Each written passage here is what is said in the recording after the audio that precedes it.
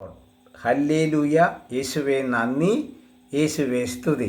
പ്രിയപ്പെട്ടവരെ, നമ്മുടെ ആവശ്യങ്ങൾ, നമ്മുടെ നിയോഗങ്ങൾ, നമ്മുടെ ആഗ്രഹങ്ങൾ അത് എങ്ങനെയാണ് ദൈവസന്നിധിയിൽ സമർപ്പിക്കേണ്ടത്? എങ്ങനെയാണ് സമർപ്പിച്ചാൽ ദൈവം അത് നമുക്ക് സാധിപ്പിച്ച് തരിക? അതിനെക്കുറിച്ചാണ് ഫിലിപ്പിയർക്ക് എഴുതിയ ലേഖനം 4-ാം അധ്യായത്തിൻ്റെ 6-ാമത്തെ തിരുവചനം മുതൽ നമ്മൾ ചിന്തിക്കുന്നത്. ഒന്നാമത്തെ കാര്യം, നിങ്ങളും ഞാനും ഒരുപാട് പ്രശ്നങ്ങൾ നടുവിലാണ്. ഒരുപക്ഷെ നിങ്ങൾ ചിന്തിക്കും, എൻ്റെ പ്രശ്നത്തേക്കാൾ വലിയ പ്രശ്നം വേറെ ആർക്കുമില്ല. ശരിയാണ്, നീ പ്രശ്നത്തിൻ്റെ നടുവിൽ നിൻ്റെ പ്രശ്നം വലുതാണ്. പക്ഷേ നീ ഉത്കണ്ഠാകുലരാകരുത്. നീ ആ പ്രശ്നത്തെ കണ്ട് ഭയപ്പെടരുത്. ഇതോടുകൂടി ഇത് ജീവിതം അവസാനിച്ചു എന്ന് കരുതരുത്. മറിച്ച് എങ്ങനെയാണ് ദൈവത്തിൻ്റെ സന്നിധിയിൽ സമർപ്പിക്കേണ്ടത്? ഒന്നാമത് പ്രാർത്ഥന വഴി, 2 അപേക്ഷ വഴി, 3 കൃതജ്ഞതാസ്തോത്രം അഥവാ നന്ദി പ്രകാശിപ്പിച്ചുകൊണ്ട്.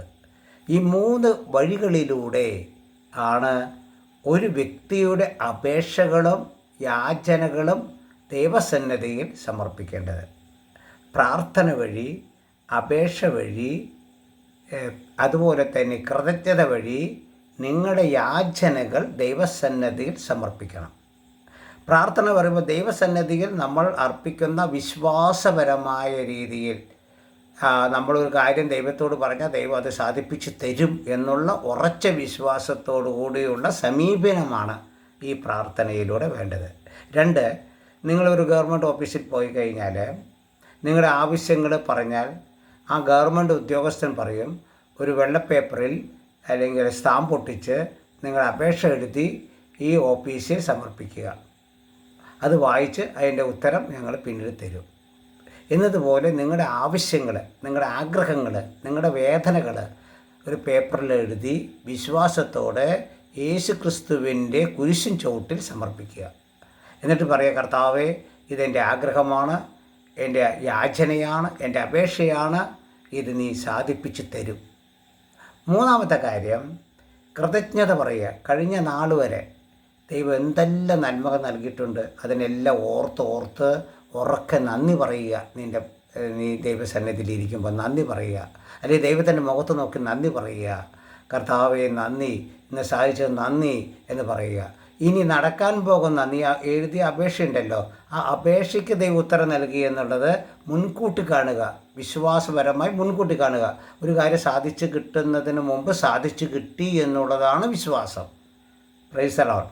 അപ്പോൾ അത് നന്ദി പറയുക. ഈ 3 കാര്യങ്ങൾ നിങ്ങൾ ചെയ്യുകയാണെങ്കിൽ നിങ്ങളുടെ ധാരണകളെയും ചിന്തകളെയും അതിലംഘിക്കുന്ന ദൈവത്തിൻ്റെ ആ ഒരു വലിയ സമാധാനവും സന്തോഷവും അനുഗ്രഹവും നിങ്ങൾക്ക് ലഭിക്കും. Praise the Lord. ഹല്ലേലൂയ. അപ്പോൾ പ്രാർത്ഥനകൾ 1 പ്രാർത്ഥന വഴി, 2 അപേക്ഷ വഴി, 3 നന്ദി പ്രകാശനം വഴി നിങ്ങൾ സമർപ്പിച്ചാൽ തീർച്ചയായും നിങ്ങൾക്ക് ലഭിക്കും.